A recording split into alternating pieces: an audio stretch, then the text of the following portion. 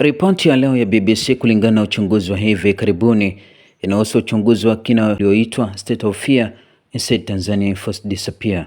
Hii ni documentary na ripoti inayozungumzia wimbi la utekaji nyara na kupotea kwa lazima nchini Tanzania, hasa kwa wakosoaji wa serikali, wanasiasa wa upinzani, wanaharakati na watetezi wa haki za binadamu. Ripoti hii inaonyesha jinsi matukio haya yameongezeka tangu mwaka 2019 na kuenea kwa hofu kubwa miongoni mwa wananchi. Baadhi ya mambo muhimu kutoka katika ripoti hiyo: kuna ushahidi kutoka kwa waathirika walionusurika ambao wanasimulia jinsi walivyotekwa, kuhojiwa, kuteswa na hata kujaribiwa kuuawa. Mfano, mwanaharakati na mwanamitandao Edgar Makabela alimaarufu kama Sativa, ambaye alitekwa akapelekwa mbali zaidi ya kilomita 1000 hadi Katavi, akapigwa risasi kichwani na kuachiwa akidhaniwa amekufa, lakini alinusurika. Ripoti ya BBC inarejea data kutoka kwa wataalamu wa Umoja wa Mataifa UN kwamba zaidi ya watu 200 wamepotea kwa lazima tangu mwaka 2019, na hii inaonekana kama mkakati wa kukandamiza upinzani, hasa kabla na baada ya uchaguzi mkuu Oktoba 2025. Kuna visa vingine vilivyotajwa kama vile Humphrey Polepole aliyewahi kuwa balozi nchini Cuba na mkosoaji dhidi ya serikali aliyetekwa Oktoba 2025. Serikali na jeshi la polisi wamekanusha kuhusika, na wakati mwingine wanasema baadhi ya matukio ni ya kibinafsi kama ugomvi wa mapenzi, lakini ripoti ya BBC imechambua na kuweka wazi baadhi ya matukio yakidai kutendwa na vyombo vya ulinzi na usalama.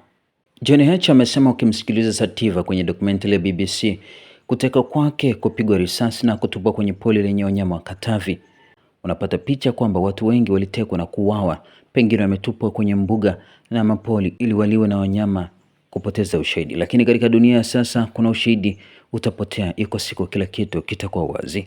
Alizungumza hivyo kiongozi huyu wa chama cha Demokrasia na Maendeleo, Chadema.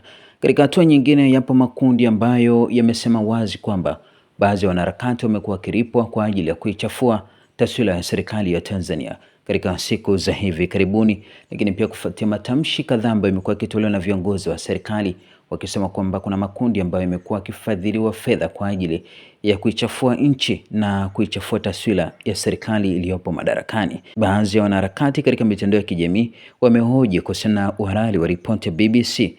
Mmoja wa wanamitandao ametoa maoni yake akisema ni muhimu kuweka wazi BBC si chombo cha uchunguzi wa kisheria wala si mamlaka kinachotoa hukumu, licha ya tabia yao kujitwisha joho la hakimu wa dunia kana kwamba wamekabidhiwa mihuri ya mahakama za kimataifa. Kazi yao ni uandishi wa habari, si kusoma hukumu, si kutangaza hatia, wala si kuandika historia mbadala kwa misingi ya hisia. Pale wanapochagua simulizi fulani bila ushahidi uliothibitishwa na vyombo husika vya nchi, unapaswa kuwa uangalifu zaidi, isipokuwa kama lengo ni kusisimua hadhira na kukusanya ufuasi, si kutafuta ukweli. Documentary iliyojengwa juu ya vyanzo visivyojulikana, simulizi za upande mmoja na hisia za kisiasa, haiwezi kuuzwa kwa ukweli usiopingika. Hata ikipambwa kwa kamera za kisasa, muziki wa huzuni na sauti nzito ya kigeni inayotaka kuamrisha uamini. Kwa bahati mbaya, tumeshazoea kuona baadhi ya vyombo vya kimataifa vikijitangaza kama miungu ya maadili, huku vikisukuma ajenda zile zile za wanaharakati uchwala uliokosa hoja, ushahidi na uungwaji mkono ndani ya nchi zao. Ukishindwa nyumbani, ukimbilia majukwaa ya kimataifa. Hilo si jambo jipya, hisia zikivaa suti ya investigative journalism. Lakini matukio yanayotokea katika nchi zao za kigaibuni, ikiwemo Marekani na mataifa mengine ya magharibi, yakiwafikia kiwango hicho hicho cha ukali, yanapunguzwa, yanapakwa lugha laini au kunyamazwa kabisa. Hapo ghafla muktadha unakuwa muhimu, taratibu za kisheria zinakumbukwa na tahadhari ya lugha inazingatiwa.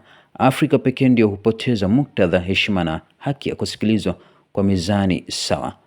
Kama kweli BBC wanadai uhalisia na uaminifu, basi watoe ushahidi thabiti, waweke muktadha kamili na wawasilishe pande zote bila upendeleo, ikiwemo kauli na takwimu za mamlaka husika, badala ya kuhalalisha simulizi zilizopikwa kwa maslahi ya kisiasa.